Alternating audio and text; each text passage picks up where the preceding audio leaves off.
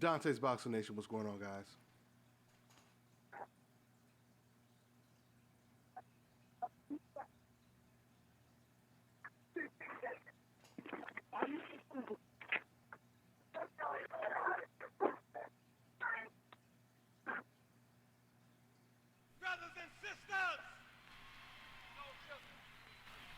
Brothers and sisters, I don't know what this world is coming to.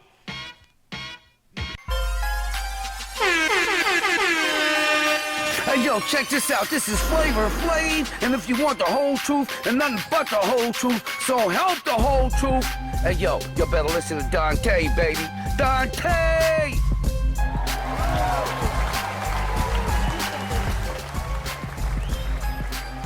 What's going on, guys, and welcome to another great edition of the Dante's Boxing Nation show. I am your host, Dante, and we have another great show for you guys, as always. First things first, let me go ahead and introduce the panel. We got my man on the phone from BoxingInsider.com. He's a boxing writer. Go ahead and check out his website. It's Kirk Jackson. And I also have a very, very special guest. He's going to be talking a lot about all the trending topics and what's going on in his career right now. That is the former WBO junior welterweight champion, Chris Algieri. So let's go ahead and get started. Matter of fact, let's go and talk to my man right now. What's going on, Chris? How you been, man? Welcome to the show, man. I'm good. I'm good, Dante. Thanks for having me. It's always a pleasure. Great checking in, man. Absolutely, man. Let's just jump right into it, man. Let's go ahead and jump right into it. Now, Chris, with you being a champion and everything, I know you got a real busy schedule right now. Before I ask, some of your questions, some of my own questions I have for you, tell me what you've been up to lately. I've had some time away from actually fighting in the ring in boxing, but I haven't stayed out of boxing. I've been really busy working with a lot of different athletes. Some fighters, some not.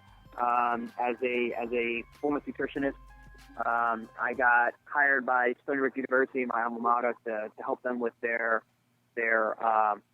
whole performance and academic program. They're stepping up, and they're a Division I school, and they're trying to compete with the best out there, and they know that nutrition is a big part of that. So they brought me on to develop a program, and we've had great success so far. Our basketball team keeps winning big games on the road, so things are going well there. And also I've been working with some fighters, some that I'm sure that we'll be talking about in a few minutes, but that's going well as well. Yeah, don't snag my questions now, Chris. No. Yep. But anyway, speaking of you working as a nutritionist, now I heard through Virgil Hunter that you're also going to be working with Danny Jacobs as possibly his cook and nutritionist. Can you tell me about that? Yeah, so Danny and his team had reached out to myself and to my team, Kevin Rooney, and he had posed the idea. I have worked with athletes and fighters on their training camp nutrition for years. I've kind of kept it under the wraps and just helped certain guys here and there, guys that had special relationships with and whatnot. This was a little bit different. He wants me to actually be on site in his.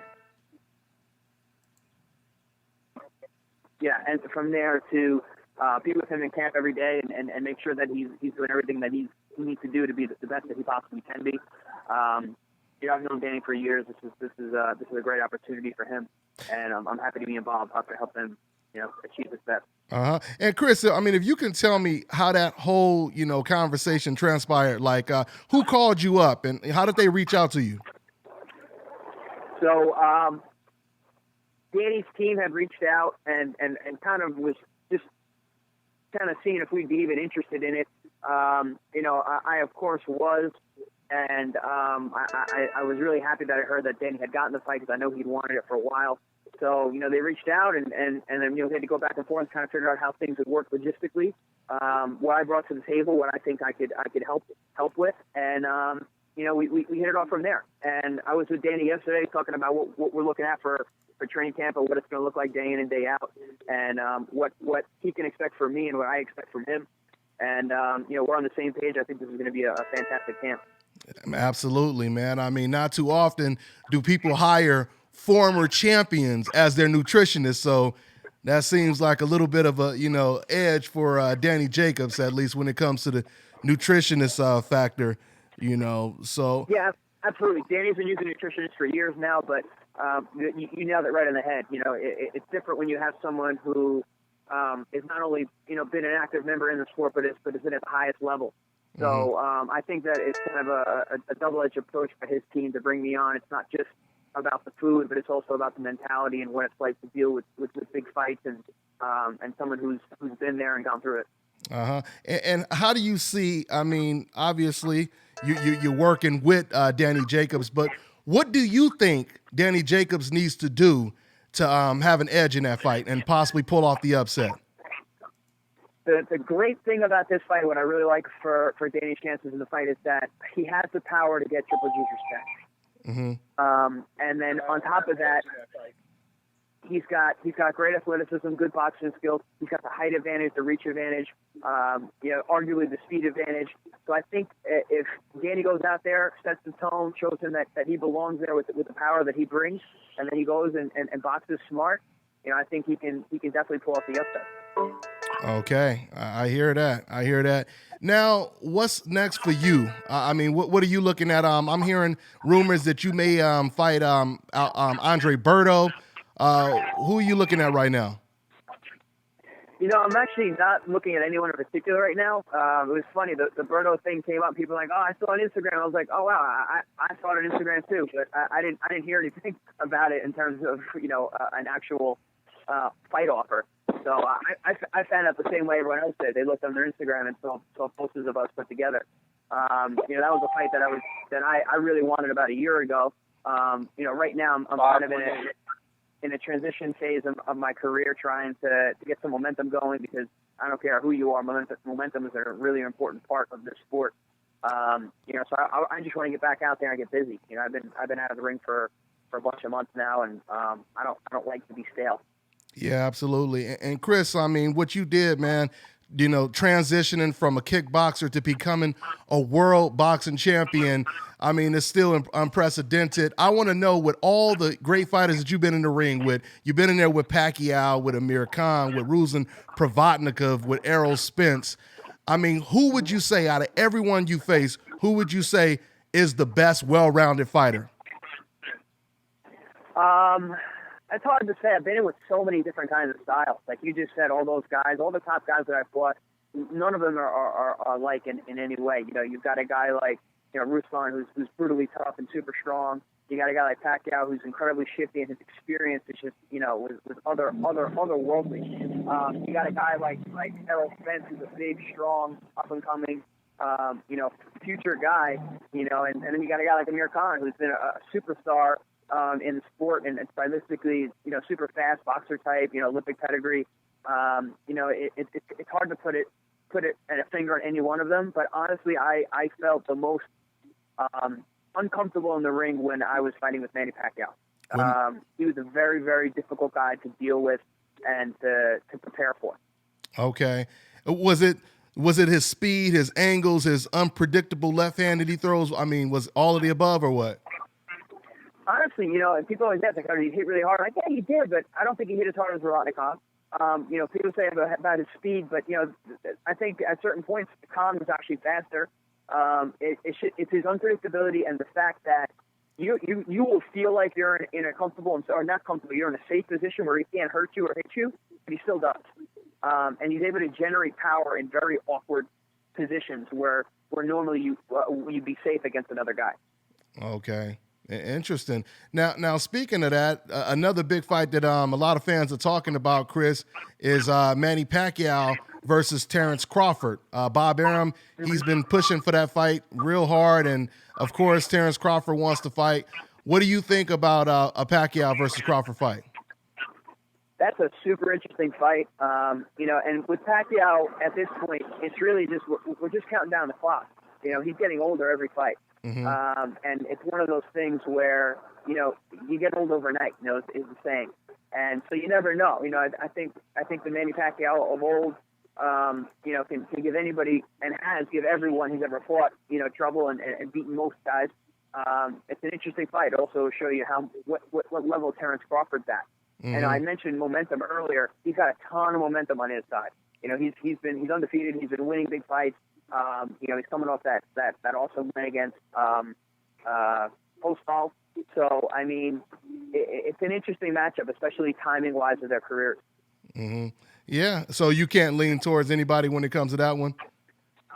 I honestly can't, because I've been saying it for all of Pacquiao's recent fights. You know, even with Tim Bradley. You know, I think I spoke to you about that fight, and you know, you're asking me about the fight, and I said, you know, if it's the Pacquiao of old, he does what he did the other 2 times, and he wins handily. But if he got old overnight, then Tim's going to come away with it. So you know, I could see it going either way, but I really think that you know, it's really hard to say how that's going to go.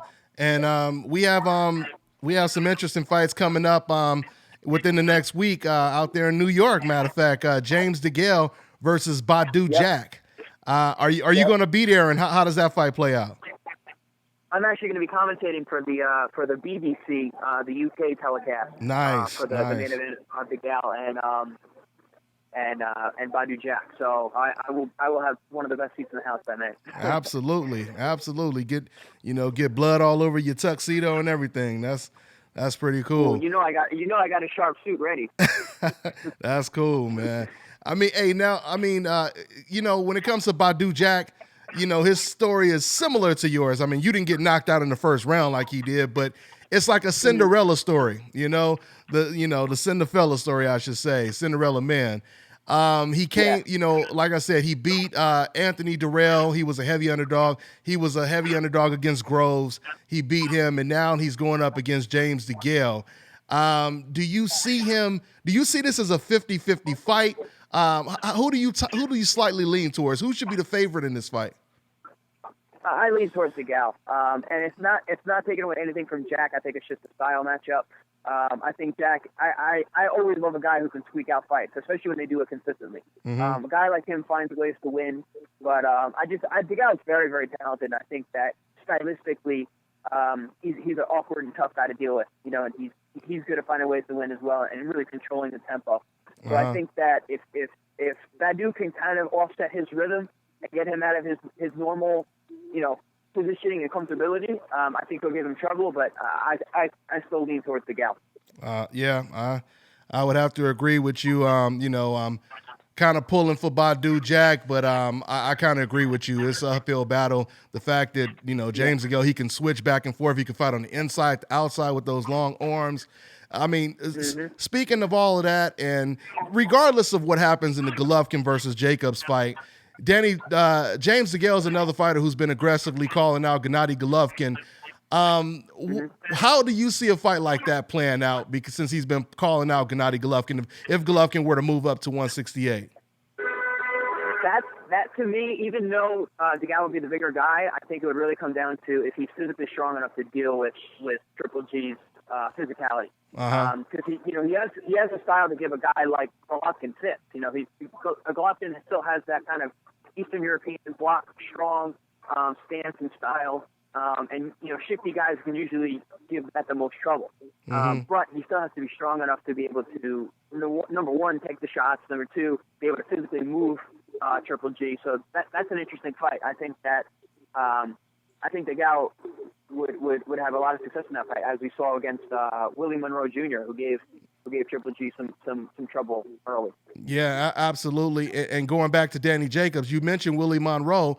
A lot of people are saying if Danny Jacobs can land the punches that Kell Brook landed, that would make that fight very intriguing and competitive to where he may have a chance. What did you think about the Kell Brook fight, and do you think Danny can implement some of that? I'm kind of on the fence on that, because I think part of it is that Triple G kind of just treated it like he was fighting a guy who was 2 weight classes lower than him, that couldn't hurt him, and he kind of just went in there and roughed him up and beat him up. So he wasn't fighting smart, he wasn't boxing smart. But what that tells me is that there's possibly a lack of discipline in Triple G. That he could have worked a little harder and done things and done things smarter. Maybe it took longer, but he kind of rushed it. The exact opposite of what Canelo did with Khan. Another guy who had a guy who was much smaller than him, But Canelo was very impressive in that fight to me because he boxed and he set up a perfect shot, scored a beautiful knockout, highlight reel. That took a lot of discipline to do that with a guy that couldn't hurt him and that he probably could have knocked out by just roughing him up.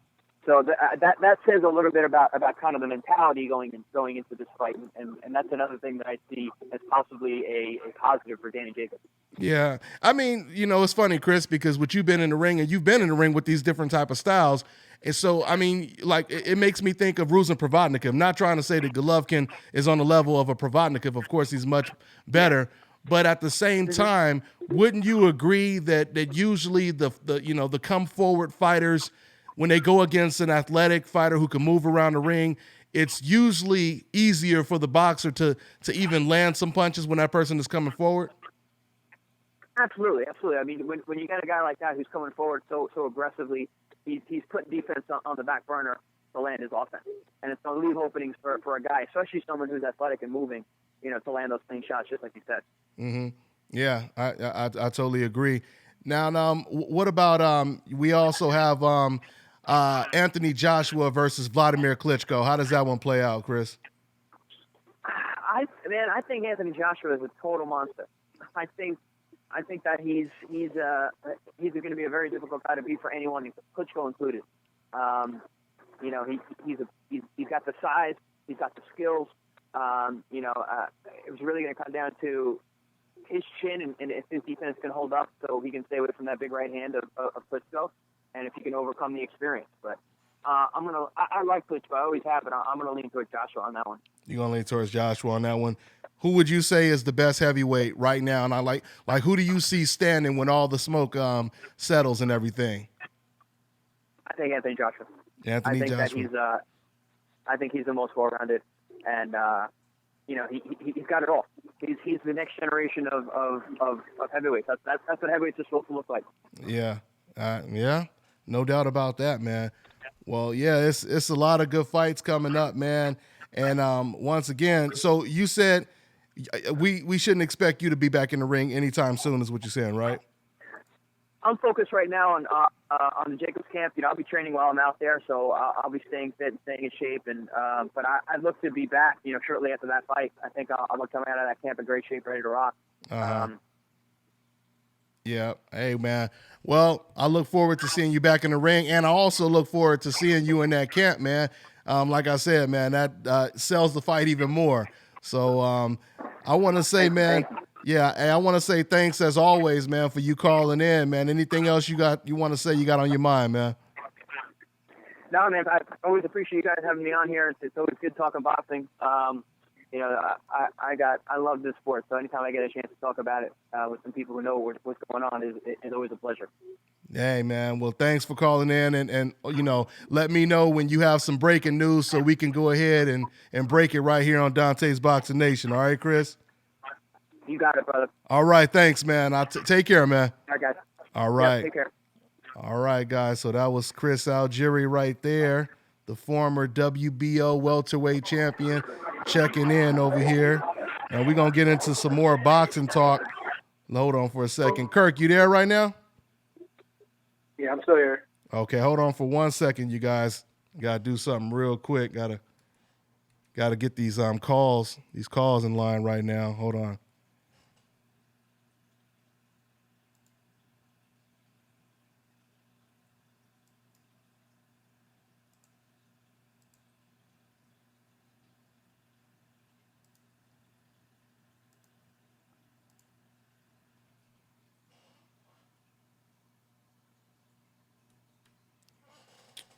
All right, Kirk. Now, did we get okay, let me see.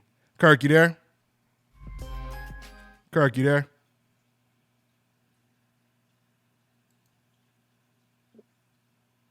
Can you hear me? All right, Kirk, you there?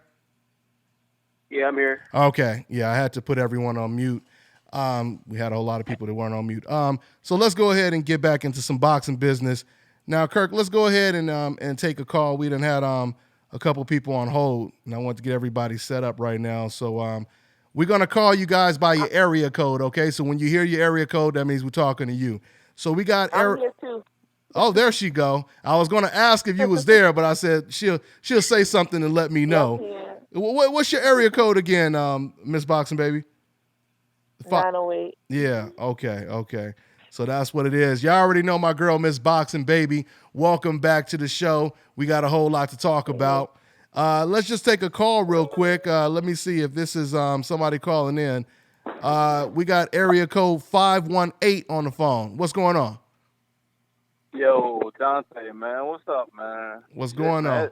It's good to finally talk to you, man. I'm a fan of all y'all. Miss Boxing Baby, man, I was just about to ask about you. I can't even believe you here, man. It's like I'm on the phone with celebrity here, man. Hey, I got a little bit to go through. I'm gonna go quick to it though, man. I'm in the car right now and all that, whatever. But and that's Albany, New York, just so you know, Dante. Okay. This is Cam. That's what's up. What's good, Cam? But Dante, man, I just want to give you your little kudos or whatever, because back in the day, not even back in the day, but a little while ago, you said Brooke would be Triple G's biggest competition. You said that on one of your it wasn't a call-in show back then, but one of your talking shows. One of my videos, and yeah. everybody was like, oh, no, yo, what the hell? And you was like, hold up, man. Excellent point. point. Yeah, you was like, yo, hold up. Brooke will be his biggest competition. And they was like, they don't really want to see that because, you know, he was so small, and you were like, you don't really want to see it either, but might be a good fight, and you was right about that. Yeah. You know what I'm saying? Hey, man, Another thing you was... Go ahead. No, go ahead. No, I was just saying that was an excellent point, man, because you're right. People were pissed. People were pissed just the fact that I would even say something like that. Like, how could you even say that? I was pissed off at you, bro. Oh, yeah, of course. But, you know, we used to that, man. Though. We used to that. Yeah, you know, I mean, it's all love. But another thing I want to give you your kudos on, man, is that fucking Ward fight, man. I don't know if I can curse or not, but that Ward fight. You good. You said, I'm not sure if you said in amateurs or in his sparring matches or whatever, you said that you talked to people and they said Andre Ward got knocked down in something like 10 fights or something like that. Yeah, 7 to 10 fights. And he got up and won every one. Yep. Yo, man. Said that. That's another. Yeah. You said that. Yeah. You know what I mean? And you never even brought it back up. But that was the truest shit. Me and my girl sitting there watching this fight. And Andre Ward, you know what I'm saying? He getting stung at first, but he go down. Then I'm just like, yo, that's my man Ward, man. Dante said it. He gonna get back up and be more determined. That's at first. You know what I'm saying? And you know what's so crazy about you saying that, Cam, is you know, everyone who said, you know, that Kovalev, he did more, or, you know, he wasn't as hurt. Obviously, he hurt Ward more than Ward hurt him. But I always ask everybody this question right here. If you were to reverse the tides, and basically it was Ward that knocked down Kovalev and staggered him with a jab in the first round and dominated him in the whole first half, do you think Ward would have ever allowed Kovalev back into the fight? And even the people, the people who said they thought Kovalev won, all of them said, no way Ward would allow it. So, you know, that's a testament to Andre Ward, you know, his heart, his determination, right. And it goes right. And I'll be honest with you, I completely forgot about, you know, the fact that we had even mentioned that, you know, talking about, that was actually Mickey Bay who said that. And shouts out to Mickey Bay, you know, and Mickey Bay, you know, he took some heat. He called me after I uploaded that video. He took a little heat, you know, because he was like, man, some people thinking I'm hating, but it wasn't hating at all. I was just trying to, you know, let people know, you know, what type of, you know, lion Andre Ward is, what type of heart he has, what he's made of. And, you know, some people, they took it, you know, like he was trying to hate on them. But no, that's stuff that we need to know. And I'm glad you just mentioned it, man. So that's. And you were exactly right about that, man, how Andre Ward wouldn't have let him back in the fight because Kovalev was trying not to let him back in the fight. Kovalev was trying to fight, but man, we was watching this fight over. I mean, this man Andre Ward was going crazy on this dude. Mm-hmm. I mean, smacking his body, crushing his body, man. He hit this man with one hit. I'm not good with, because I wouldn't put myself as a decaf and all that, because I've been watching boxing since young, but I just didn't know who I was don't. watching. Yeah. You know what I'm saying? So I don't know how to call a left hook, front punch or whatever. But he put this man Kovalev through the rope with one of his punches, man. Like, come on, man. Andre Ward won that fight after. But while we're on that subject, man, I just want to talk about how Ward, I don't know, I know you don't watch that fight game with Jim Lampley, but man, me and my girlfriend watching it get so fired up because now it's like they don't even acknowledge that win that Ward had, man. And it's ridiculous. Of They course sit not. there and got him tied on the pound-for-pound list. Yeah. And that brings me into the other thing that I just wanted to give out my award of the year. I know it don't count, man, but this is my opinion. My award of the year who got the Hope Insurance of the year. I think you guys gave it to Triple G. Yeah, we gave it to Triple G. I agree, but I got to put Lomachenko there, too. Don't get me wrong. I know he got a brilliant amateur fight, and I know he did display a lot in his professional career, but they catapulted this man to number one on that list. Well, they put him as number one? So, I didn't know. Number one. I didn't know they put him as the best fighter in the world. This man got 9 fights. But they act like his loss to Salita never happened. They just brushed it under the rug. They don't even talk about it. They act like it never happened. And you know, that's a good point. Why is he decided as the best fighter in the world? When did they decide that after 9 fights? And the loss and you know what? Salita. Come on. He's color convenient. About that, Miss Boxing Baby, I didn't mean to cut you off. But you know what's funny about that, Miss Boxing Baby? I didn't mean to cut you off. But they talking about before that, they were talking about this is the pound for pound best fight. Who's gonna be the best? Who's gonna do this? Who's gonna do that? And as soon as Andre Ward as soon as he wins the fight, then it don't count. Yeah. Then we gotta get a rematch. Now remember, They didn't want him to win. Now remember, Jim Lampley, who's trying to take credit away from Andre Ward, he's the same person who all of a sudden, when he found out that the judges had the Walters versus Sosa fight a draw, even though they was talking about how Walters was dominating the fight throughout, calling the fight, soon as he found out they had it a draw, he agreed with them. You know what I mean? So when they said that, he agreed with that. But when it came to this fight and all 3 judges having the fight scored the exact same way, now and all of a sudden he's taking away credit. But we already know he was taking away credit from Andre Ward way before the fight even came to fruition. When he brought Andre Ward, him and Michelle Beto, I believe, they brought Andre Ward onto the show and they tried to completely discredit him. They asked him, how come you didn't fight him? You've been on a 2-year layoff. How come you didn't fight Kovalev right away? You know what I mean? So, they was doing what they do best, Hey, man. How can they ask him how he didn't fight Kovalev right away? His first fight at light heavyweight, but yet they don't ask Triple G why he has yet to move up. I don't understand. Of course. Of course. How can they ask him, how can your first fight at light heavyweight be the champion, the biggest ball, the scariest person in light heavyweight? That's going to be your first fight before you even get used to the division? Look at this. Come on. But then she tried to discredit him. But she contradicted herself because then she tried to take away credit by saying he was inactive. You know how people, they use these code words like, he's inactive. That's why I don't like him, which is it doesn't make any sense why you personally wouldn't like somebody. Nobody disliked Mikey Garcia when he was inactive.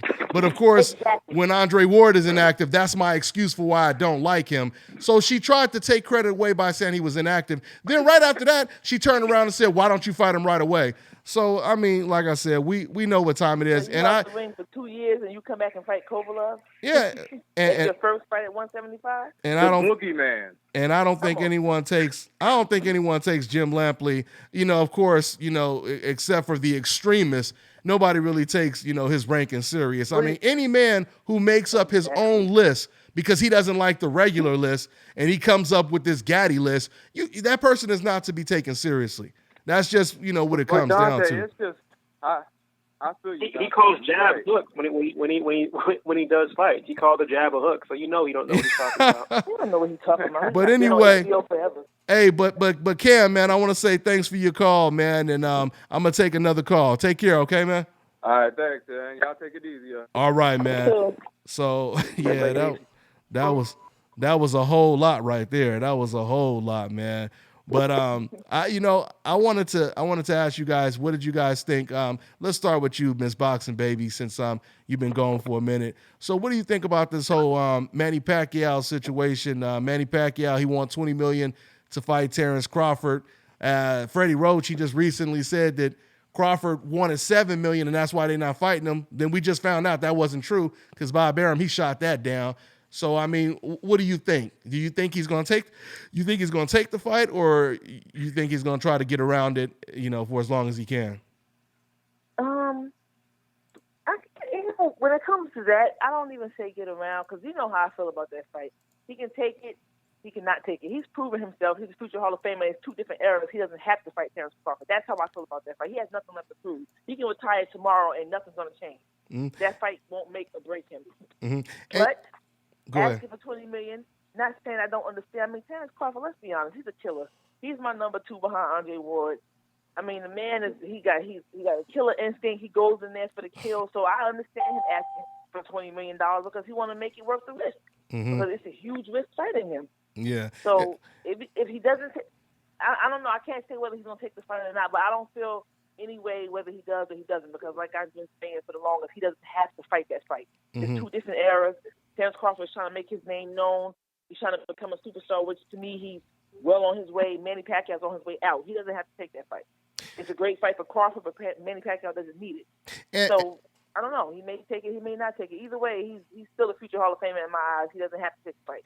And Kirk, this is my whole thing. My whole thing is, to a certain extent, I agree with Miss Boxing Baby. Manny Pacquiao don't have to take the fight. He can fight as many Jeff Horns as he wants. You know, he's accomplished a lot in the sport of boxing. But yet at the same time, you know, the question is, how does Manny Pacquiao want to be remembered? Because I truly believe that, he can go down with all the accomplishments. I mean, he's an 8-time champion in 8 divisions and all of that. But at the same time, I think deep down inside of Manny Pacquiao, he feels that he's going to be remembered as losing the fight of the decade, you know, to Floyd Mayweather. And I truly believe, like I just said in the video I recently did, if, you know, he may have to pull, if he doesn't want to feel that way, he may have to pull a Roberto Duran. You know, Roberto Duran is known for losing to some of the greatest. He lost 2 out of 3 to Sugar Ray Leonard. You know, he got knocked out by Hearns. He lost to Wilfredo Benitez, you know, but at the same time, he resurrected his career by knocking out Iran Barkley and an undefeated young lion at the time, Davey Moore. And, you know, that Moore beat the hell out of him. Yeah, that's true. That's true. And he ended up just knocking him out at the end. But, you know, he got the KO, you know. So with that being said, he was able to kind of balance it out. You know, all the losses he had, all the no mas situation. So, I mean, what do you think, Kirk? I mean, do you think he needs to fight him, or does it make him look better, or is it pretty much, is he okay with second place, I guess I should say? He'll be okay because the media has always gave him the cushion in a favorable light. Mm-hmm. He's been always, you know, marketed as the contrast to Floyd Mayweather, who the media hates. So I think he'll be remembered in a positive way. As a boxing fan, don't get me wrong, Manny Pacquiao's a Hall of Famer. He has nothing to prove, but if he can sit here and take a fight against what's his name, Jesse Vargas, who's younger than Terence Crawford, he can take a Terence Crawford. Yeah. The reason why I don't think he wants that fight is because obviously Terence Crawford's a more skilled fighter, and I think he packs more of a punch. Mm-hmm. And I think the $20 million requirement is a way to price himself out the fight. Yeah. But, and if he wants to try to resurrect losing to Mayweather, you want to do that by stepping in there with a young killer like Terence Crawford?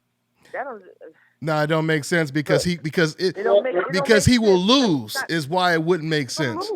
I think his people knew from the get go with Mayweather, though. I think Bob Arum and them knew that he wasn't really ever on Mayweather's level. Exactly. Oh yeah. Oh, Freddie Roach knew from the jump. I mean, soon as Freddie Roach found out the fight was signed, the first day, the first thing he said, while you hear all this confidence from Floyd's camp, Freddie Roach, you know, it's the complete opposite. He's saying, you know, this is going to be a very difficult fight for Manny Pacquiao. Floyd hardly makes any mistakes, et cetera, et cetera.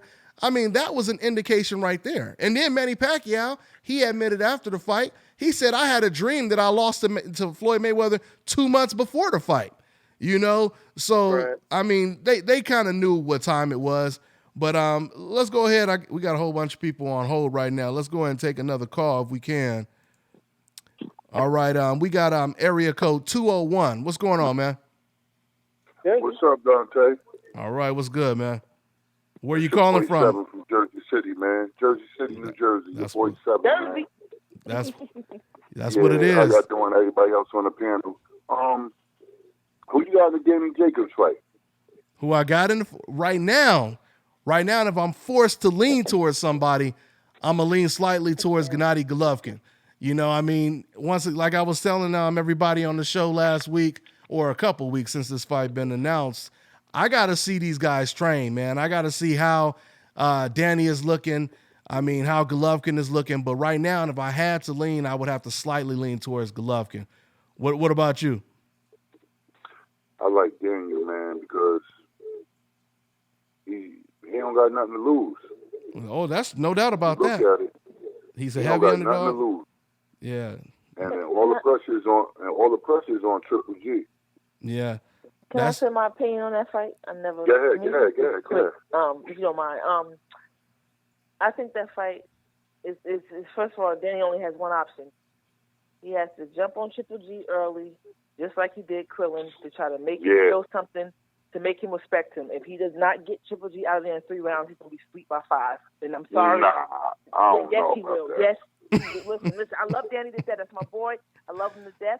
But if he does not get Triple G out of there in the first couple of rounds, the fight's not going past 5. You know, I don't know, but he has to get him out of there early. But Miss Boxing Baby, I don't know about that, because usually when you take aggressive fighters into deep waters, you know, they're usually used to getting their opponents out early. So if you could take them into deep rounds, you know, and you're still around and the fight is still competitive. Listen, I mean, Danny Jacobs, that may give Danny Jacobs even more of a chance.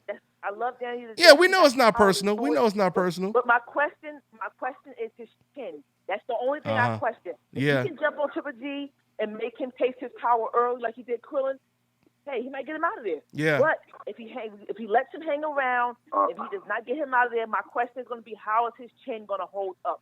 That's my question. Because if Triple G, that's the question I have. That's the only thing I'm worried about is how the chin gonna hold up. Yeah, I have a question for that. Because I agree with you. I agree with you. I think he needs to strike him early. What if he hurts Triple G early, and Triple G becomes tentative, and Danny keeps him on the inside and outboxes him? I mean, well, see, no, I mean, he got to give him. He has to make him respect. He has to make him respect him, and also too, Triple G. You know, I'm not a huge fan. He has a thing where he likes to start late sometimes. I know that in his mind, they're thinking that Danny's probably going to come out and want to jump on him early. Danny doesn't need to go out there with the move in the head, doing no boxing. He needs to go in there and jump on him early to make him taste his power. Because I'm telling you, if he doesn't, I put some money on that too. That fight won't go past 5. He don't get him out of there early. Now, this is definitely a fight that Danny Jacobs can win, and I do agree with you. And he can win it. And I do agree with Kirk when you just said, if he has to see, this is the thing. There's a difference from getting him out of there in the first half or getting his respect in the first half. That's what I believe he needs to do. He needs to get Gennady Golovkin's respect. You don't need to let him hang around. He needs to get him out. You don't need to let him hang around. You would definitely want to get him out. Yeah, you definitely want to get him out. Especially if he lands something on your chin that we all know is not the best chin. Like a Klitschko. It's not the best chin. Maybe not that bad, but it's not the best chin. We all know that. But see, I'm going like Dante said last time. Anybody can be knocked out. Absolutely. He's not no guard or nothing. He can get dropped too.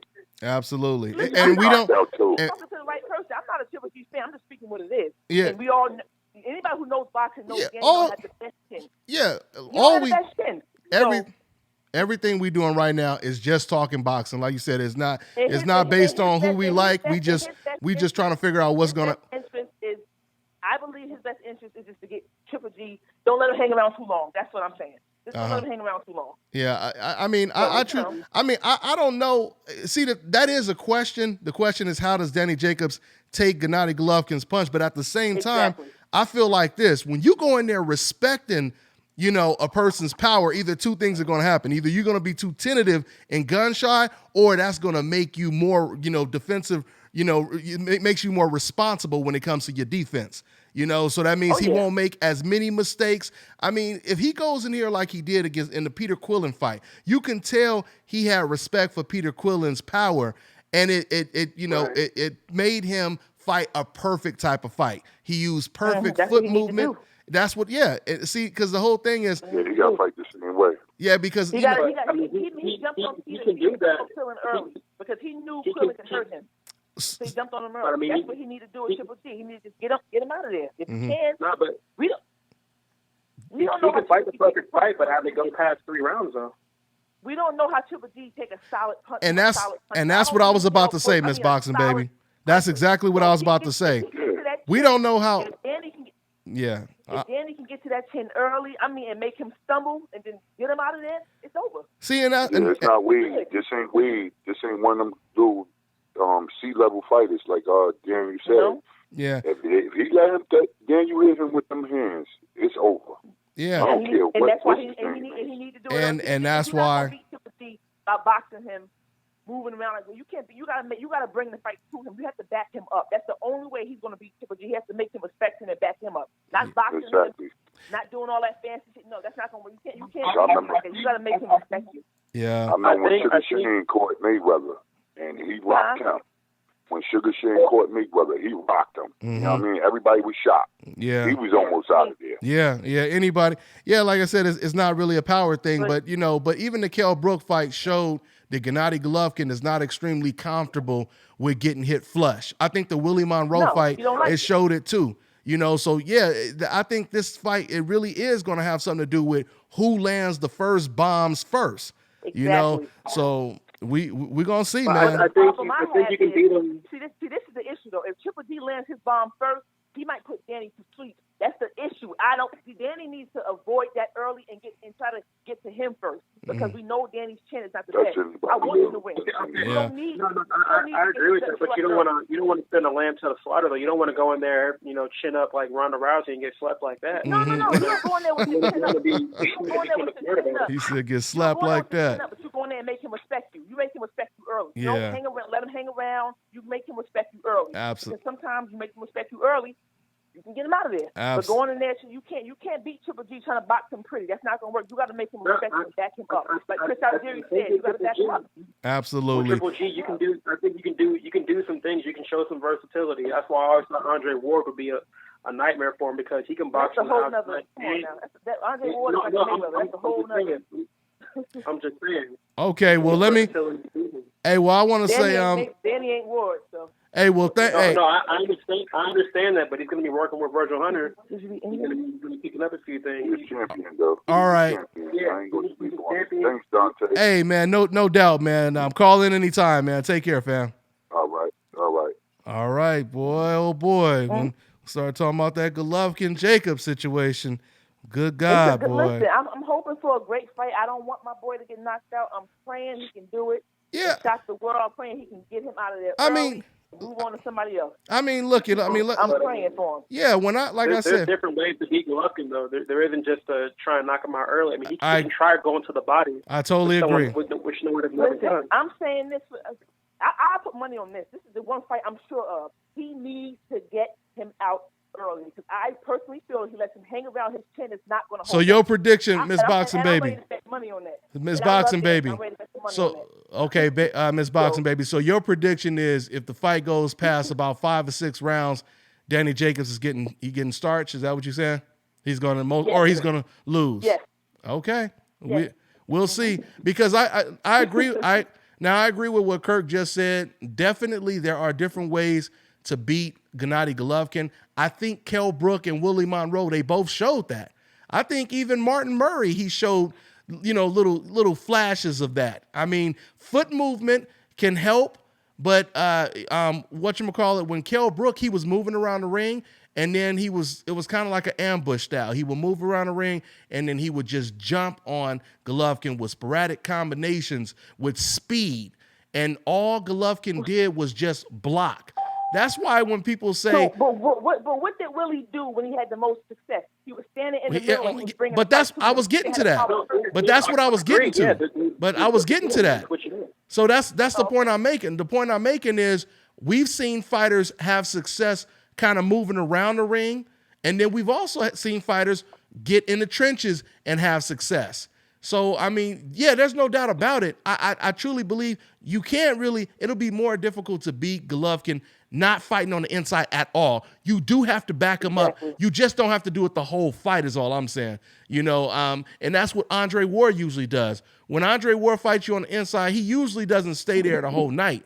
He'll use foot movement, and then, he'll ambush you, and he'll jump on you. So I truly think that's what Danny Jacobs has to do, and I just want to say once again, even though, like I said, I slightly lean towards Gennady Golovkin, this really has nothing to do with who we like, who we don't like. We just trying to figure out, who gonna win the fight, who you should put your money on, basically. I just pray he don't get hit flush. I just pray Danny don't get hit flush early, because I feel like he's not.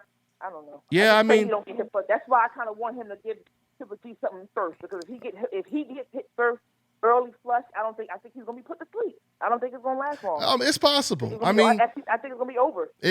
That's kind of why I'm leaning. Like I said, this is a tough fight to call, because I'm not ready to say Danny Jacobs doesn't have a chin. This fight right here is going to really tell us about his chin, because to me, Amir Khan is someone who doesn't have a chin. Almost every time he gets touched, he's either, dazed, he's wobbling, or he's out for the count. So, with Danny Jacobs, I don't know if we've seen him enough to really know that. The Sergio Mora knockdown, that was, him not seeing the shot at all. So it wasn't like he seen the shot coming and it just, slept him. He was on basically about to knock someone out. He was on the verge of knocking someone out, and he got completely reckless, and it cost him, and he got knocked down. With a man with 9 knockouts, right? With a guy with, like I say, my Suge Knight example. Suge Knight, he got knocked out by a dude that was a $105. You know what I mean? So it's not the power. And also with Danny, it's not the also with Danny though. You can tell he wasn't worried about Mora's power. That's why he got exactly. His antennas are going to be up the entire fight. As soon as the bell rings, his antennas are going to be up. Exactly. There you go. His antennas are going to be up. I pray, but all I'm gonna say is, I'm thinking about doing some betting. Mm-hmm. If you don't get him out early, I just don't see it going past 5. Maybe even in sooner. I see it going past 7. I see the fight going past 7. Whoever wins, I see it going past 7. Yeah, all absolutely. I know is I'm gonna let you know I've been on the road calling these fights. I'm like 3 and 0 or something like that. Look. Uh oh. That's all I'm gonna say. She said, "That's all I'm gonna say." Huh? If you don't get him out early, I don't see this fight going past 5. But I'm praying that he can catch him with something real flush in the first round and back Triple G up, and then, maybe. Hey, I agree with you though. He does need to catch Triple G early to send a message to let him know, like, hey. Yeah. No he has to get his respect. You better be careful. When you come in to my area, you know what I'm saying. He needs to let him feel his power early to get that respect. Yeah. If he doesn't get the respect, it's going to be over. But it's going to be over. Respect early, it'll be a good fight. And I'm wondering if Triple G Camp knows like Danny may come out like that. It's going to be. I can't wait. I'm nervous. I don't even know if I'll be able to watch it. Yeah. I like Danny too much. I don't know. Butterflies watching that, but like when you say, and like it's crazy, Miss Boxing Baby. Like you said, you like Danny Jacobs, and it's so crazy when you think about it. Only in America, do they try to make you feel guilty for rooting for your own country. You know what I mean? In any other country, when Anthony Joshua is fighting in the UK, we know all the commentators, all the reporters, we know they're all rooting for Anthony Joshua. If it's a fighter in Mexico, if Canelo fighting in Mexico, we know they all rooting for Canelo to win. But over here, when you in America, like when you go to the Olympics or something like that, obviously you're going to be rooting for America to win gold. You ain't going to have nobody sitting next to you saying, I know your secret. You just want America to win, don't you? You know what I'm saying? You don't hear no ridiculous stuff like that, only in America. But anyway, let's go ahead and take another call, man. Let's get into it. Sure. All right, so we got area code 303. What's going on, man? What's good, Dante? This is Smitty. I'm calling from Denver. How's everybody doing tonight? All right. Okay. I do wanna mention, give myself a shout out. I heard the caller earlier mention the Hope Insurance Award, and I actually presented that last week. Yeah. Okay. Congratulations on that. I wanted to. Yeah, I was on the radio station. I presented it for Dante. I didn't think to do that, but hey, that's how it yeah, you took it. Yeah, you handed it to him before I could hand it to him. So yeah, that was you kind of Kanye. He kind of Kanye West me on that one, My bad, brother. My bad. Go ahead. It's all good. On that Triple G Danny Jacobs situation. I know I hear you in Boxing Baby saying that Danny Jacobs' chin is suspect, and you're really you're worried about that.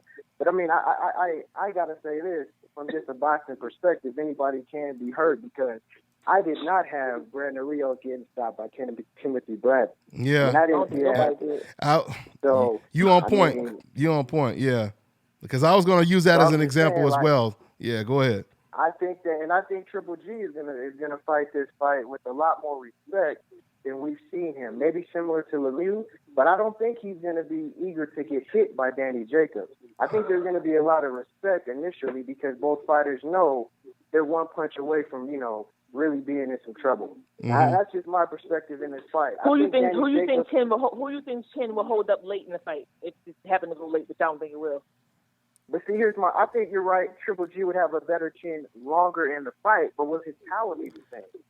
Yeah. I don't think we're going to see it. I personally think we're going to see it go late. That's just me. I mean, but I think he's going to take a lot of damage if the fight goes 10 rounds. Let's say the fight goes 10 rounds, not 12, just 10. If it goes at least 10 rounds, Triple G's power isn't going to be the same as it was 1 through 4. 5 through 10. And depending, he's going to have a lot of shots that are affecting him and wearing him down too. I'm sorry to cut you off, but I'm sorry. I don't know how his power is late. I never really But Miss Boxing Baby, dissected him. I don't know, but I do know what I know about Danny. And I'm just speaking that from what I see. I can't speak too much about Triple G's power late because I never really dissected that. I mean, him like that. There's so many unknowns in this fight because, like my man just said right now, there's definitely a possibility that Golovkin, he could tire in the later rounds, but at the same time, we don't really know how the fight is going to play it in the first half to even know where both fighters are going to be. I mean, for all we know, Golovkin, he could end up taking more shots than he's ever taken in his career, and he could be a different fighter in the second half. You know what they say, you keep chopping on a tree, eventually it's going to come down. So I mean, don't go to second half. Yeah, well, I mean, listen. This is going to somebody's because there's less chance of him getting knocked out. I hope somebody's definitely early, like in the first 3. Somebody's definitely getting knocked out. I'm just not really sold. I'm not really sold on the hype because he hasn't been in there with nobody that can put him in any adversity. Yeah. Both adversity we've seen him against were the welterweight. So for me to feel like his adversity is going to be different against a middleweight that can punch, I think that's a clear difference in a welterweight. Let me just say, I'm the biggest one not sold on his hype. This is not even about hype. I'm not even talking about Triple G in this fight. I'm just talking about Danny Chin. That's the only thing I'm worried about holding up. It really don't have much to do with Triple G other than the fact that he has power. I don't see anything else in him, and I've made that clear numerous times. So, I just don't know like how I said, Danny you're basing this chin argument off of Triple G's power against who? What do you mean against who? He can punch. Who against who though? And does he have to have? Wait, time out. Well, Golovkin definitely. And I just told you that Timothy Bradley stopped Brandon Rio. But what I'm saying is, Miss, this is what I'm saying though. Like you're saying that his power is so glaring, and I'm saying it's glaring against who?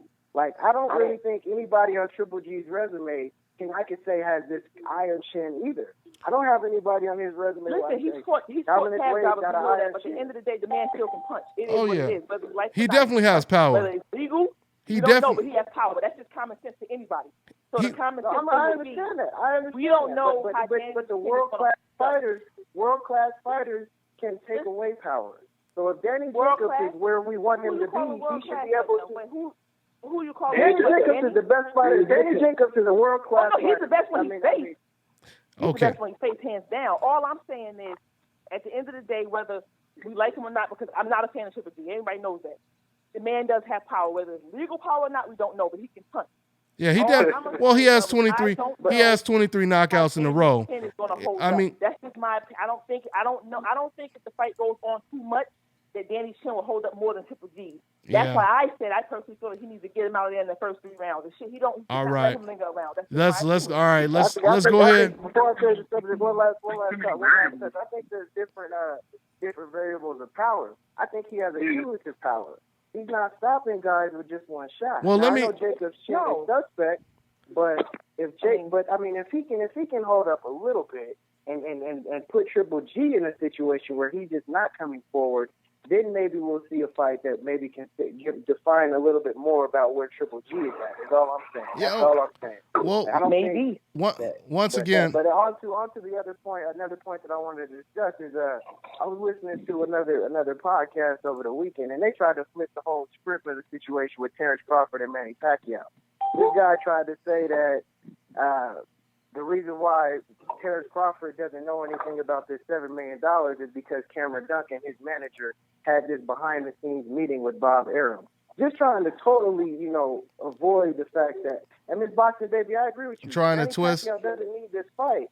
Trying to twist the whole Trying to make up stuff. Pacquiao doesn't need this fight. Well, if he would just come out and say that, I think it would end the fight talk. Well, that's the. I missed the story with the $7 million. Well, that's to fit. $7 million. That's to fit their personal agenda. Bob Arum, he already shut that down. So, I mean, to basically try to suggest after Bob himself said it, you hearing it from the horse's mouth, he said that was total bullshit. He said we never talked to Terence Crawford about money. He said Terence Crawford is the most reasonable fighter of all fighters when it comes to negotiating the deal. So, yeah, man, I mean, that's just personally attached fans. And these are the type of people that will tell you, even when someone says something out of their own mouth, they'll be like, no, he didn't mean it when he said it like that. What he really meant to say was what I wanted him to say. This is basically how those type of cats operate. So, I mean, like I said, man, there's no negotiating the truth. You can't debate with the truth. You know what I mean? And that's what we got with Bob Arum when he came out and he said it. You got Bob Arum and Terence Crawford saying the same thing, and I guarantee you, if we talk to Freddie Roach, he'll probably be saying something different now that Freddie Roach, Bob Arum, and Terence Crawford, they confirmed that they never even talked about money, and that makes sense because Bob already knows that you got to get the okay from Pacquiao. Bob knows that Terence is on board. He knows he's going to take the fight, so he don't have to talk to him like, okay, well, how much do we have to give you, Crawford? He already knows Crawford is going to take the fight no matter what. It's Manny Pacquiao who just came out of nowhere and said, only way I'm fighting this dude is if I get $20 million. When his pay-per-view numbers... He's a killer. I mean, come on. He knows. And me personally, I think Manny should either retire or fight somebody. Who's that guy he want to fight? Joe Stockton? Or just don't fight nobody. Jeff Horn is who he's trying to fight. Stockton, right? Yeah, he trying to. But you going in there with a killer like Crawford, he's just on a whole nother level right now. Yeah, I think that's a bad idea for Manny. It's a bad idea. But see, the problem is they keep talking about it. If he would just kind of say, "Hey, I'm not interested in this fight," exactly. you can't knock him for that. Mm-hmm. But when they keep attaching your name. Yeah, we want and to know not only that, but the fans keep defending everything that Manny Pacquiao says. They keep defending his actions. That's what makes it even worse. If fans were to just come straight out and say Manny Pacquiao shouldn't fight that animal, that guy is really good, I don't want to see Manny Pacquiao get knocked out. If they were to say something like that, it would be okay. But when they say stupid stuff like nobody knows who Terence Crawford is, but then he gonna fight. That's what makes them look bad. That's what makes Manny Pacquiao look bad, because now you have to try to defend and justify why he's fighting someone that people really don't know. I literally had never heard of Jeff Horn until, Manny Pacquiao started talking about his next opponent. Who's that? So they don't know who Terence Crawford is, but they know who Jesse Vargas is, right? Yeah, exactly. That's why it doesn't pay to be doing all this lying. You lie once, you got to keep lying to cover up all your other lies. But anyway, hey, man, thanks for your call, man. I'm going to take another call, brother. Before I go, I just want to make one more comment. Like you saying, Dante, for example, so that just in case the fans are a little confused, if Floyd came back, Floyd Mayweather's been my guy since I was growing up, inside the ring. I wouldn't want him to fight Spence. Mm-hmm. And I'll say that. You see what I mean? I'll say that. Spence. I wouldn't want Floyd Mayweather to come back and challenge himself against Earl Spence. But see, let me say this. Let me say this. The difference, though, is Floyd is already considered the best fighter of this era. So it's like he's already gotten first place. So, what is he going to try to do? Get first place plus? You know what I'm saying? So with Manny Pacquiao, he's still trying to prove something because he finished second place. You feel me? So, yeah, so with Floyd Mayweather, there's no other there's no other position he can basically get other than number one. He's already number one. Even the people who hate him, ESPN, they even have him ranked as number one in the last 25 years. So he doesn't have to fight. So he don't have to fight an Errol Spence, But when it comes to Manny Pacquiao, once again, and Manny don't have to fight him if he doesn't want to, but if you okay with second place, you know what I'm saying, then just go ahead and keep fighting keep fighting the Jeff Horns. If you okay with where you are today, then keep fighting those type of fighters. But there's a reason. And if he fight Terence Crawford, let's just say by some stroke of luck he beat him, he still ain't gonna be over Mayweather, so it don't matter to me. No, he won't. No, he's not gonna be over Mayweather. But like I said, he'll basically. It'll just help him save a little face. That's all. Like once again, like Roberto Duran. Time from y'all, man. The panel, Miss Boxing Baby. It's a pleasure hearing you back on. Looking forward to hearing you more. Everybody, take care. God bless all y'all. Dante, keep doing your thing, man. Thank you, brother. Appreciate it, man. All right, take care, man.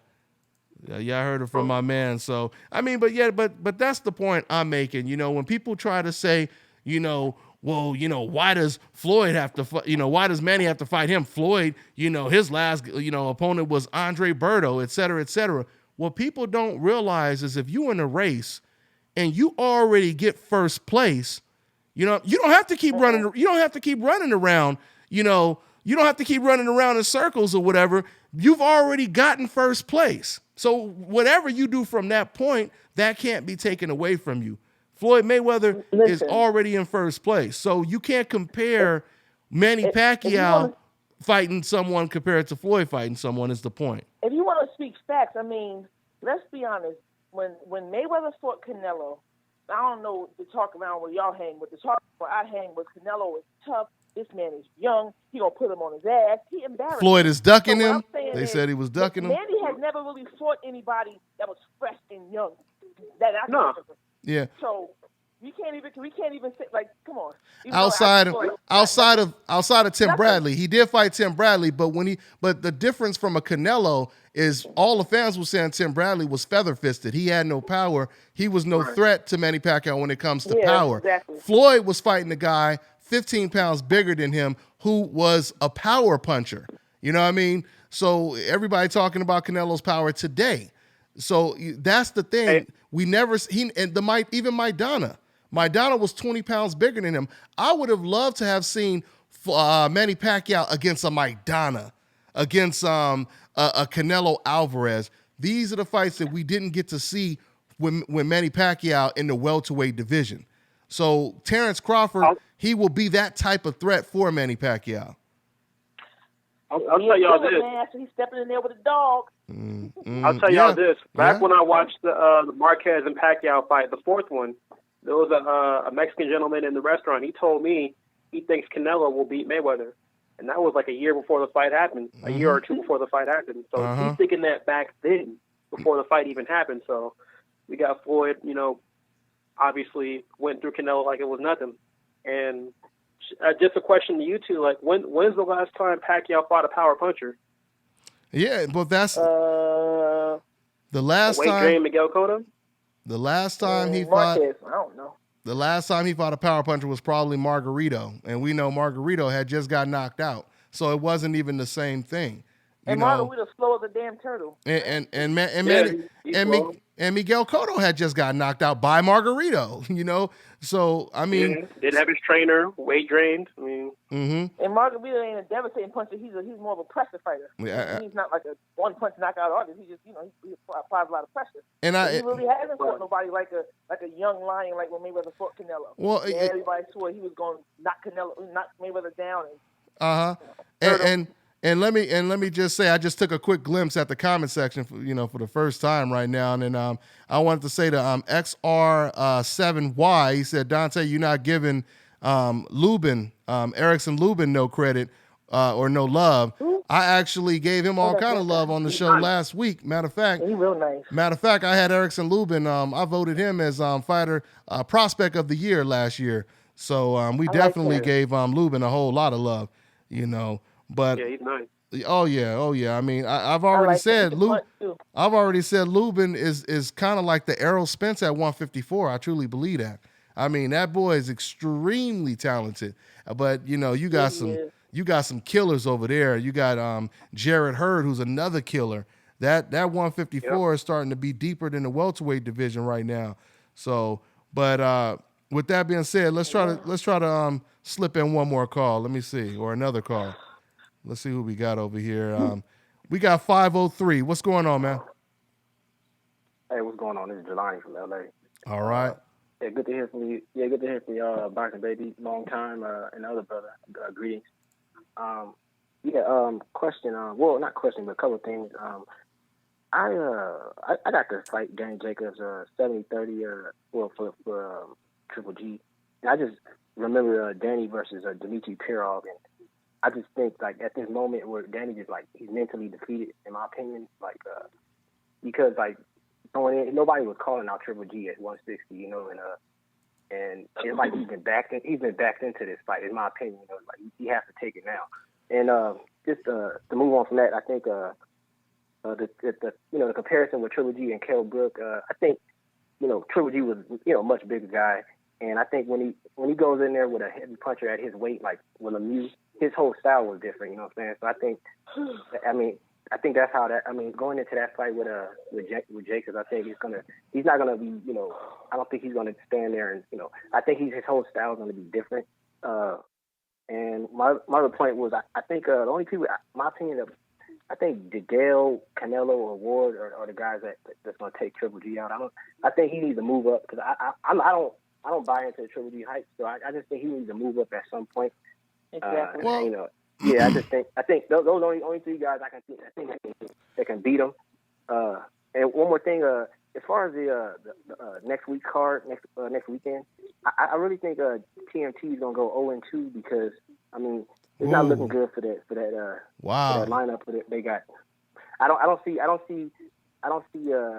Jack beating DeGale. I don't see Tank beating Pedraza. I just don't see that happening. Well, let me ask you real quick. I've never seen Pedraza fight. That's why I was going to ask you. Why do you think? I just want to talk about the Gervonta because I know with the Badu Jack fight, he has an uphill battle. But with Tank versus Pedraza, why do you give Pedraza the edge? Well, I just think it looks like to me. I think Pedraza on Showtime. He looks like he has good skills, man. And I think with Tank, it's like they microwave in that situation, man. Because I don't see how he's prepared for that championship bout at this point in his career. And then with the layoff he had, I know he had something going back and forth with him and Floyd about moving to Vegas or whatever. I don't know how true that is, but it doesn't seem like he's prepared. It looks like they're just trying to microwave his career. I think the young brother's good, man. I know he's good. I just see him. It's like I don't see the preparation in that. Just like with one more point, not to go back, but with Danny Jacobs and Triple G, I don't see Danny Jacobs. How is he prepared to go against it? He just came off of a fight with Sergio Mora. Like, what preparation is that? You know what I'm saying? Like, the preparation is to go back on that question. I don't see it. I mean, we've seen. Well, one thing I will say on that is we've actually seen a lot of upsets. Where a guy was facing someone previously who his style it wasn't similar at all to the next guy he's going to face, and he still pulled it off. I mean, the thing is, when you've been fighting since you were 8 years old, I don't think it's just based on your last opponent. This is something that's instilled in you from day one. I mean, Gennady Golovkin having 400 fights. You talked about him fighting differently in the David Lemieux fight, which I don't believe he's going to fight like that at all against Danny Jacobs. And if he does fight like that, he's going to give Danny Jacobs even a better shot. Because if it's a chess match, that gives Danny Jacobs even more of a shot in this fight. So I mean, but I think Triple G is to me he's so much of a better all around fighter. I think than Jacobs. I think Jacobs he's going into that fight already knowing. I think he's gonna go into retreat mode because he it's not like he called out Triple G. I like Danny Jacobs. I'm just saying. I just think he's gonna retreat that whole fight. He can't go into a fight like that. He can't. That's a no. You know what? We're going to tell from the opening bell. If the opening bell, yeah, I agree. Out and he's leering in the retreat mode, it's not going to last. We also going to be able to tell. We also going to, I think, be able to tell after he gets hit with a flush shot. If Danny Jacobs gets hit first, we're gonna see how he reacts to getting hit after that first big bomb that he takes. If he's That's still, why I'm hoping Danny don't take no bombs. I'm hoping he gets to him, and then it's over, no bombs. yeah. Over. I agree, man. Well, thanks for your call, brother. I appreciate it, man. You take care, all right? Hey, y'all have a good one. I appreciate it. All right, man. Take it easy, Phil. So you guys see how big this fight is, man. Everybody talking about this fight, and I wanted to say something real quick. Once again, I had a fan in the comment section when I was telling you about the dude who was talking about Lubin. Somebody said that Floyd Mayweather's retired, basically suggesting I don't ever want to hear this man's name again. If I hear his name again, something going to happen to me. My ear's going to bleed or something like that. It's funny because Julio Cesar, it's funny because I hear people bring up Julio Cesar Chavez's name all the time. He retired like 20 years ago when he was in his prime. And people always bring his name up, Chavez, would have kicked Floyd's ass or whatever. So once again, man, I'm always expose, these decafs when it comes to the silly double standards. We could hear Chavez's name. I've never said that before. When I hear people bring up Chavez's name, I've never said, hey, man, he's retired. Don't ever bring his name up again. So why do we bring up Muhammad Ali's name? Why do we bring up Sugar Ray Leonard, Duran, and all of these guys? More hypocrisy as always. But anyway. So yeah, man. What were you guys' opinions on the Davis fight, the Davis and Pedraza? Hey, you know what, man? I think Gervonta Davis. I think his speed. I think his angles. I think people are underestimating his boxing ability. Some people are saying he's just kind of an aggressive, power puncher type Floyd Mayweather, but he can box as well. He has an extensive amateur pedigree. Pedraza, he actually reminds me of a little bit of a James DeGale because he has long arms. He has long arms. He fights with those long arms. He fights in a southpaw position like James DeGale does for the most part. And I was even thinking about a little bit of Kelly Pavlik when I was watching him, just because he's real long. He's really long. He doesn't have a lot of speed. He's the type of person, that will work on you, kind of like a workman, he's not like an extremely athletic type of natural athletic type of fighter with speed is what I'm basically trying to say. So I'm going with Gervonta in that fight, man. I think Gervonta, he may possibly knock him out. I think he's going to be comfortable, but I'm so happy. I don't agree with the caller that, they trying to microwave Gervonta. I think he's ready for this step up. Yeah, I think he's ready for this step up. I mean, he's been, of course, blowing, lesser opposition out of the water. It's time for him to step up. It's time for and Jose Pedraza is not, Andre Ward. He ain't, he ain't a Lomachenko or someone like that. So he's this is just as big of a test for Jose as it is for Gervonta Davis. So I'm going with Gervonta. What about you guys? I'll say this. I've never seen Pedraza fight. I don't know, but I'm gonna say the same thing I said about Algieri suspense. If he don't have nothing to keep Tank off his ass with, he's probably gonna stop him. Yeah. So that's how I see that fight going. I never seen him fight though. I follow him a little bit about him. So he's a boxer, kind of got some skills. But I like Tank. I think he can fight. I think he can box. I think he has speed. I think he's probably gonna stop this dude. Yeah, that's my prediction. I've never seen a dude fight. Yeah, I mean, Gervonta is an exciting fighter to watch. Yes, I can't wait to watch him. Every time I watch him, he's really, really impressive. Like I said, a Floyd Mayweather type of style, but with tremendous power. I mean, when he let them fight in person, he got this dude with an uppercut. I remember that. I remember on the dude was on his knees, like he lead uppercuts. If it's the same fight, Miss Boxing Baby, I'm thinking about. I remember this guy. He was pretty tough. It was a Mexican fighter. Yep. He was pretty tough. He lasted about 6, 7, 8 rounds or whatever. But 6 rounds, he kept coming in. He was going under a lot of Gervonta's punches, and I had even said it. I said, man, he opened for an uppercut because Gervonta was trying to throw a lot of shots up top, but the dude was slipping him because he kept coming in with his head down. And all of a sudden, out of nowhere, Gervonta timed. He timed him coming in. Gervonta took a quick step back and timed him with that uppercut, and it was night. It was nighty night. Sleep tight. Yeah, it so was.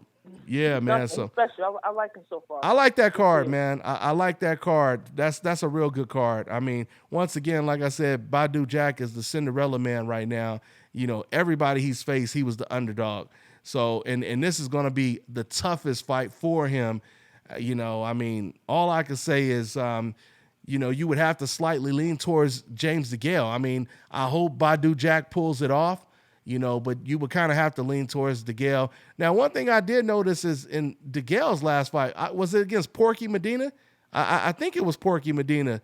Yeah. Porky hit, right? Yeah, Porky Medina had him on the ropes a lot. And DeGale, he did look vulnerable. He looked like he was uncomfortable on the ropes. So if Badou Jack is able to apply a lot of pressure, if he's able to, because he's not really, Badou Jack is not really that type of fighter. Even though he's aggressive, he's more of a thinker type of aggressive fighter. He ain't the type of person to overwhelm you with, body shots, head shots. He's more of a person trying to time you with power shots.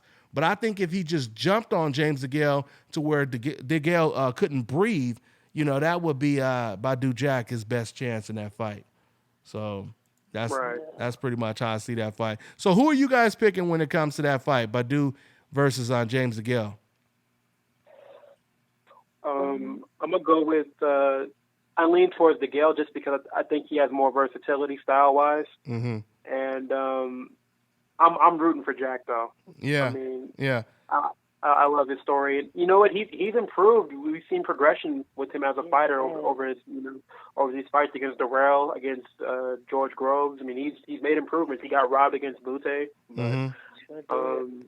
Yeah. And as you mentioned earlier, I think he has to be in DeGale's chest and have him against the ropes for the most part if he wants to win, even though that's not necessarily his style. But I do favor DeGale. I think he's a little bit faster, has a little bit more punching power. He can switch from southpaw to orthodox, can move around the ring really well, has good footwork. I think he'll do just enough to edge it out 7-5. Mm-hmm. And Kelvin in the comment section, he said that Jack looked better against Butte than DeGale did. Do you guys think that makes a difference at all? No. Nah, it's different styles. Yeah, styles make fights. I think he looked real good against Andre.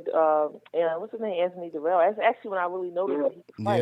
Yeah. That can fight. I want him to win. Yeah. But he know what it is. He's awkward. Not that he's super talented. He's very awkward. Mm-hmm. And I'm a root for Jack. I'm hoping that he pull it out. Absolutely. DMT, baby. No, I'm playing. Trying to make everybody mad. There we go. Oh, yeah. You better don't check your mailbox for at least a good week, Anyway, so let me go ahead. And let's take another call, man. We had some cats waiting on hold for a while. A lot of 503. Let's see here. We got okay, so we got area code 440. What's going on, man? Okay. We got, let me see. Let me go to another one.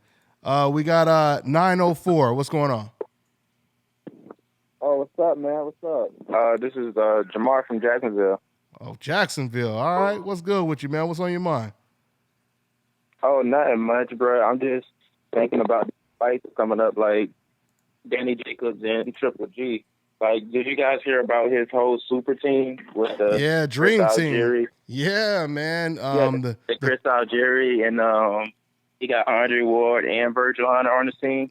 And then his sparring partners. He got like a Eastern European Dream Team sparring. Yeah, he has Abendel Kurzizi. I was like, what? Are you serious? How did he get him? Derevyanchenko. Peter Quillen. Yeah. Huh? I'm wondering if he has Peter Quillen up there working with him too. Nah, I don't. He should. I think he could, but I think he should because what was that? No, I mean he could get him, but I think he's good though. I mean he's got Kitrov, he's got Derevyanchenko. Derevyanchenko was a beast in the World Boxing Series. He won that. I think he won it more than once, but he was dominant in that tournament. Oh, really? Yeah. And Kurzice, and for you to win that World Boxing Series, that's not easy because you're going against the Cubans, you're going against all the other, Eastern European countries.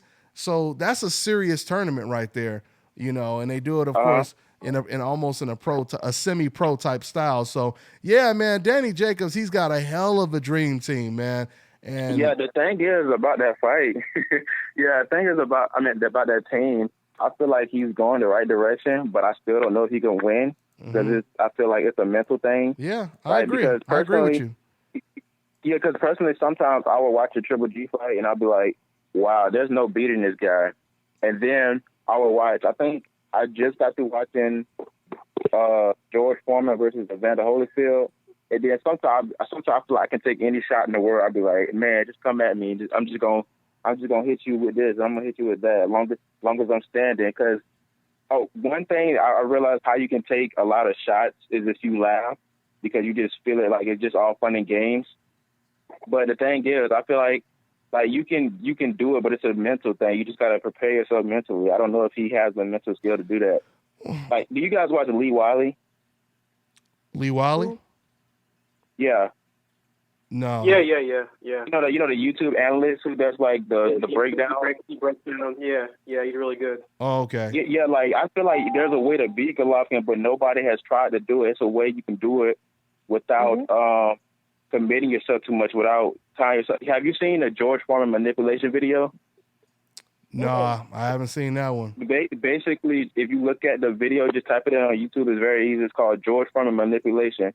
The reason he beat Joe Frazier so easily is because as soon as Joe Frazier would try to get inside, he'd constantly push him and he'll spin him. And as soon as he would be caught off balance, he'd just punch him. And then that was the reason he stopped him so easily. The reason, if you haven't seen a fight, George Foreman stopped Joe Frazier in 2 rounds. And the reason he beat him is because when he tried to get inside, he would just constantly push him. He'll push him off, like, get off me. And then he'll uppercut him as soon as like Joe Frazier would duck. And then he had knocked him out like extremely quickly. It was the exact same reason why, what's his name? Oscar De La Hoya beat Julio Cesar Chavez, was because he would constantly spin him. When he tried to get inside, he would put his hands on his neck and like spin him around, and then he would have to start the whole process over again. He couldn't cut off the ring like he wanted to. I was like, why don't people do that? But obviously these boxers don't watch Lee Wiley. Well, I think it depends on the trainer, like if who your trainer is, if they implement those old school type things. Because I think Andre Ward does it. I think he said that in the ring with Smitty when he said he would spin him. Oh yeah, that's why Foreman was the king of that forearm push off. That was his thing. That was his signature move. He'll push you with his forearm. He was like great at doing that. That's all he did. That was the reason why he was never really outslugged. Because like if somebody was. They would get up a couple of shots. Even if they hit him, he'll constantly push them off. Like, you're off balance. Mm-hmm. If you throw too many shots, he'll just push you. Mm-hmm. He was good with that. Fighters don't use that forearm anymore. I mean... Yeah, I'm like, why don't people do that to Triple G? Like, he comes in with his head down. Why don't you just push down on his head and tie him up for Christ's sake? What you said is mental. These fighters sort of... There you go. Step in the ring with him. They go in there... Yeah, I know that, but yeah, like, I feel like once you... What was that? They don't even try. It's like mentally, they already. You could tell them how they look when the bell first rings. They don't even look like they're in it. You took the. That's why I give. the first he beat cancer. Yeah, he definitely. He beat another man in the ring. But you know, Miss Boxing, baby, you took the words out of my mouth, or the word out of my mouth when you said basically, you know, it comes down to how mentally stable and strong Danny Jacobs is, because like you said, I mean, he may get caught and he may just become extremely gun shy, or he may get caught and then it's over. Yeah, or he may get caught and that may wake him up. He may be more relaxed. You know, what people don't realize is special fighters, you know, that's, you know, how they usually have an advantage over other fighters is because of how relaxed they are in the ring, how calm they are, how they deal with adversity. They don't freeze up, you know, when they face adversity. Like we see Floyd Mayweather getting hurt against Shane Mosley, and he's as calm as can be. You know, you got Guillermo Rigondeaux. You know, he gets knocked down, gets back up, and he looks as calm as can be. You know, this is going to be a major factor for Danny Jacobs in this fight right here. You know, is how he deals with getting caught. Is he going to be relaxed? You know, so we're going to see. I feel like the major key, what he has to do is he has to like develop what I call like pain freak like mentality. Is basically when people get off on getting hit, it's kind of like once like somebody gets hit, like they're I'm going there now. But it's not like you necessarily want to get stopped, but you know it's all relative. It's all the fun of the boxing game. You know you're not going to get killed because they'll stop it before that happens. You can say fuck it and fight. Yeah. Yeah. So like if you want to fight, let's go. Like if you want to hit me, I'm gonna hit you. I'm just gonna dish this back even harder or something like that. That's like, what Willie did, but he didn't have the power. He was like, fuck it, I already got that was the thing. Willie. So go ahead. No, go ahead.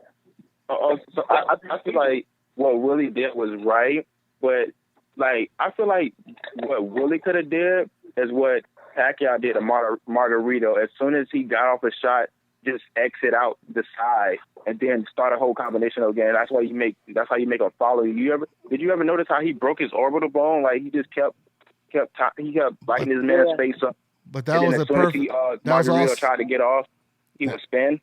Yeah, but that was also perfect time shots as well with the type of power. Yeah, he's slow, but it's like one of them things like when you can't knock out the person in front of you, it's just really hard. You get like an energy dump because he's coming at you, even if he's slow. It's kind of like when Angulo fought Canelo. Like he was throwing everything but the kitchen sink, but Angulo was like, yeah, like, well, that's not hurting me, so I guess you got to try it again or something like that. Yeah. And then when I had spoke to Danny before he fought Krillin, and I said, I personally think you need to go in there and jump on him. We know Krillin can play. I said, jump on him and see, if he respects your power. He said, no, I'm going to go out there, I'm going to box. He didn't do any of that. He jumped right on him and took him out. No, actually, he did box. He did box. Not too much. I mean, it was only one. Even though I feel like it was premature stop it, but at the end of the day, he kind of just jumped on him and saw what he could take. Well, actually, in that fight, though, Miss Boxing Baby, he moved around in the ring the first round, and then he caught Peter Quillin with one hellacious shot that rocked and hurt Peter Quillin. Left hook right hand. He had but he still jumped on him, though. Yeah, once he hurt him. Once he hurt him. When he hurt him, yeah. Yeah, when he hurt him. That's not the. He didn't rush into like go. Yeah. That's not the same thing. Like a mad lion. See, when I say make him respect you early, I don't mean rushing reckless, but to me, he needs to just give him something to respect him early for. I just think it'd be a better situation for him and his chin if he does that. Yeah, because who knows? He might make Triple G respect him so much that he'd be afraid to come in. Yeah, absolutely. Maybe he can get out of there. Absolutely. I think the more rounds the fight goes on, the more dangerous it becomes for Danny. Absolutely. That's just my opinion. Well, I mean, like I said, man, it depends, man. It just really depends. I mean, this could be some Ali Foreman type stuff, where Ali he took Foreman into the deep waters. He forced him to gas out. So we'll see. But once again, the question mark is going to be how Danny Jacobs takes a shot. Now, I want to say thanks to my man who just called in right now. We had to get to another call, but something he was talking about the angles that Pacquiao was using against Margarito, but not a lot of people have the type of angles that Manny Pacquiao has and the speed that he has as well. So, but see, the thing with Danny Jacobs is because he has. He was juicing then too. I'm just playing. Yeah. Hey, well, you said it. You said it. You. Kidding. Hey. Hey, well, we gonna make a video when Manny Pacquiao they try to send you some papers. No. Yeah. But hey, I mean, nobody else is total in 2009 and all the fighters in the past, even the greats like Roberto Duran, nobody carried their power as they kept moving up. He didn't have the same power at 147 that he had at lightweight. No, but Manny was the only one. Every division, he got the same power. Yeah, it's definitely something you don't see. It's definitely he was taking that juice. Yeah. And you ain't talking about Kool-Aid either. That black acne. Yeah. Hey. You got that black acne. I mean, you already. Hey. Some people know that HBO knows. They ain't gonna say nothing. Oh yeah, I mean, you man, we already know what time it is at the end of the day. We pretty much know what time it is. But it is what it is. Hey, let's take one more call, and we almost about to wrap it up. We got another 832. What's going on? 832. Okay. We got 530. What's going on? Hello? What's going on, man? Yes. I just wanted to ask. When are you going to sell those the Dante Boxing Nation hat and sweatshirt, t-shirts, and stuff like that? We are definitely about to put them on the website. I put all the shirts on. I had about 500 of them. They all sold out, man. So now we're gonna put some more on there. Oh shit! Let me borrow $1. Yeah, shit, it's going down. We're gonna have the sweaters. We're gonna have the sweaters and hats, man. Thanks for calling. Hey, but I definitely keep you posted. I don't have an exact day when I'm gonna put them on there, but I'm gonna definitely keep you guys posted. Thanks for asking, man. What's your name and where you calling from? Ishmael, I'm calling from Marysville, California. Oh, okay. All right, man. Well, thanks for calling in. You got anything else on your mind? Yeah, I wanted to ask. I know if Jacob beats Golovkin, he'll get his he'll get the WBA Super Champion belt from him. Absolutely. But if Golovkin beats Jacob, will he get his WBA World Champion belt for him? That is a good question, man. That's a really good question. It's crazy how complicated they make things today, because there was a time when there was just one regular WBA belt, and all of a sudden they create this super belt. And I'm gonna be honest, I'm still confused about the whole situation. I just truly believe that they're just basically just fighting for status, as far as I'm concerned. I guess that's how it's gonna work. I think the way it really works is this is supposed to really be Golovkin's mandatory, basically. I believe that it's supposed to be Golovkin's mandatory, but that's just my guess on how it works. But that's how I see it, man. So they're treating Danny. All right, take care, man. Take care, bro.